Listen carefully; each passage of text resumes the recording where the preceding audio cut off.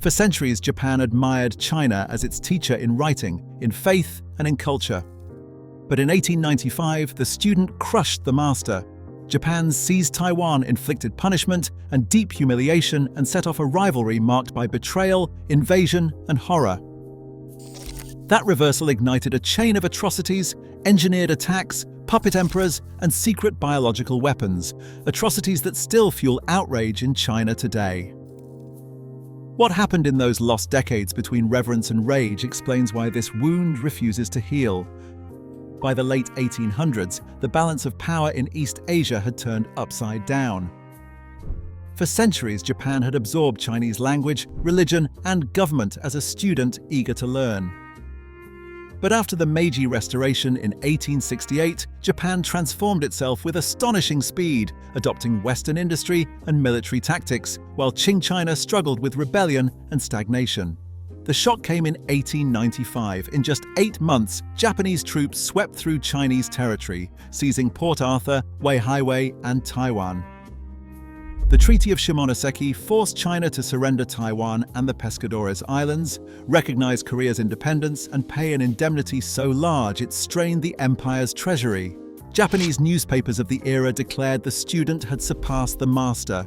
In Chinese memory, this was a wound that never closed, a humiliation written into textbooks and family stories. The humiliation deepened in the decades that followed. Japanese officers, emboldened by their victory, began to see China not as a source of culture, but as a target for expansion.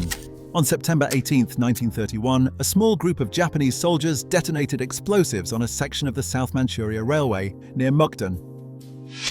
The damage was minimal, and the plot was quickly blamed on Chinese bandits. Within hours, the Kwantung Army launched a full invasion of Manchuria, ignoring Tokyo's civilian government. By early 1932, Japan had carved out a new puppet state, Manchukuo. The last emperor of China, Puyi, was plucked from obscurity and installed as a figurehead ruler. Stripped of real power, Puyi became a living symbol of China's lost sovereignty. His own memoirs describe a life under constant surveillance, his signature used to legitimize Japanese control, while millions of Chinese labored under occupation. Each September 18th, sirens sound across Chinese cities to mark the anniversary of the Mukden incident. The day is now known as Humiliation Day. In schools and public squares, the memory of lost territory and forced subjugation is kept alive, not as distant history, but as a warning. The engineered crisis in Manchuria was only the beginning. In July 1937, a nighttime firefight broke out at the Marco Polo Bridge near Beijing. What started as a skirmish between patrols quickly spiraled into a full-scale invasion. Japanese strategists expected China to collapse in months. Instead, the war would drag on for 8 years, unleashing atrocities on a scale that would shock the world. On December 13, 1937, Japanese troops entered Nanjing. In the 6 weeks that followed, the city became a graveyard. Soldiers swept through neighborhoods, executing prisoners of war and civilians in fields and on riverbanks. Eyewitnesses described streets littered with bodies. Mass executions took place at Straw Shoe Gorge and along the Yangtze, where thousands were shot with machine guns or beheaded.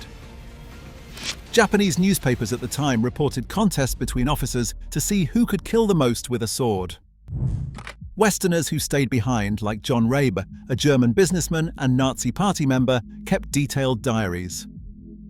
Rabe organized the Nanjing Safety Zone, sheltering around 200,000 people. His letters and diaries describe crowds shot with machine guns, homes set ablaze, and women dragged away by soldiers. Missionary diaries and films by Minnie Vautrin and others documented systematic rape and murder. The terror was not hidden, it was documented in real time, even as Japanese officials denied responsibility. Yet while the slaughter in Nanjing was public, other horrors unfolded in secret. In the frozen outskirts of Harbin, Lieutenant General Shiro Ishii ran Unit 731, a military laboratory disguised as a water purification facility. Inside, Chinese prisoners referred to as maruta, meaning logs in official records, were subjected to experiments that defy belief. Doctors infected men, women, and children with plague, cholera, and anthrax. Some victims were dissected alive without anesthesia to study the effects of disease. Others were exposed to severe frostbite, their limbs thawed and refrozen until the flesh fell away. pressure chambers crushed lungs in seconds. The dead numbered at least 3,000, but some researchers believe the toll was far higher. Biological weapons developed at Unit 731 were later tested on Chinese cities, with fleas infected with plague dropped over Ningbo and Changde. After Japan's surrender, the leaders of Unit 731 should have faced justice. But in 1947, US occupation officials struck a deal. In exchange for exclusive access to Shiro Ishii's data on biological warfare, American authorities granted immunity to Unit 731 staff. A classified memo from that year read, "Data too valuable to prosecute." The crimes of Unit 731 were buried, never tried in Tokyo. Japan has never officially acknowledged the existence of the program. For many in China, the memory of Nanjing and the secrets of Pingfang remain wounds that have never healed. In a small village in Shanxi province, a woman remembers the day Japanese soldiers arrived. She was 13. Along with dozens of other girls, she was forced into a truck and disappeared from her family's life forever. For years, her name survived only in a faded photograph tucked into a family altar. She became one of an estimated 200,000 women, many of them Chinese, ensnared in the Japanese military's system of sexual slavery. Survivors described days spent in military brothels where escape meant death and resistance brought beatings. Some endured 20 or more assaults each day. After the war, most never spoke of what happened. The shame was heavy and justice never came. In 1993, the Japanese government issued the Kono Statement, acknowledging that the military was at times directly or indirectly involved in the establishment and management of comfort stations. But the words stopped short of a full apology. Over the years, official statements have been revised, softened, or contradicted, leaving survivors and their families with little sense of closure. The scale of loss stretches far beyond the stories of the comfort women. Between 1937 and 1945, China lost an estimated 15 to 20 million people to war, occupation, and famine. Some Chinese historians place the figure higher, counting the dead from disease, starvation, and the chaos of forced migration. Cities like Chongqing endured 268 air raids. In one night, thousands died as bombs fell on crowded shelters. Across the countryside, entire villages emptied as families fled advancing troops. By war's end, up to 80 million Chinese had been uprooted from their homes, nearly 1 in 6 people. These numbers are more than statistics. Each loss rippled through families and generations. In museum halls across China, rows of shoes, battered suitcases, and faded letters testify to lives interrupted. The pain is not only in history books, but in the voices of those who survived. Those voices, even today, ask why the world has never fully listened. Each year, the world watches as Japanese officials walk the stone steps of Yasukuni Shrine. Established in 1869, the shrine honors Japan's war dead, among them 14 men convicted as Class A war criminals after World War II. When Prime Minister Junichiro Koizumi visited Yasukuni annually from 2001 to 2006, and again when Shinzo Abe appeared there in December 2013, the gestures drew condemnation from China, South Korea, and beyond. For many Japanese conservatives, these visits are framed as acts of personal remembrance. For China, they are public declarations that the past remains unrepented. Symbolism runs deep.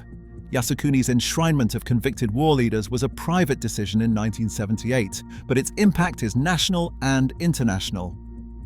Declassified notes from the ruling Liberal Democratic Party reveal that before each prime ministerial visit, officials weighed the likely backlash from Beijing against domestic political gain.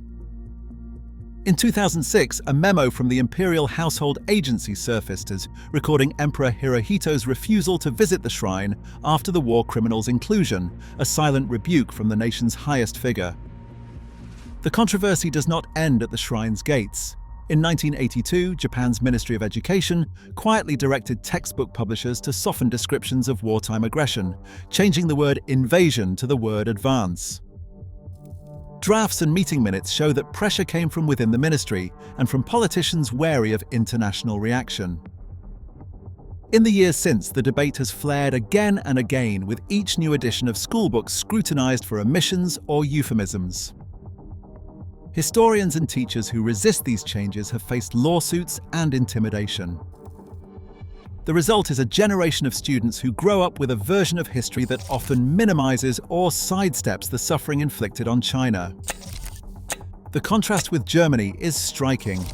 In Berlin, Holocaust denial is a crime. Schoolchildren tour memorials, and chancellors kneel at sites of atrocity.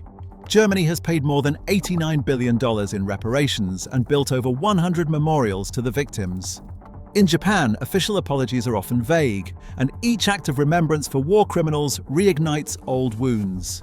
Every shrine visit and every textbook revision is a reminder to China that the past is unresolved, and that the gap between memory and accountability remains unclosed. The scars of war shape policy, textbooks, and headlines even now.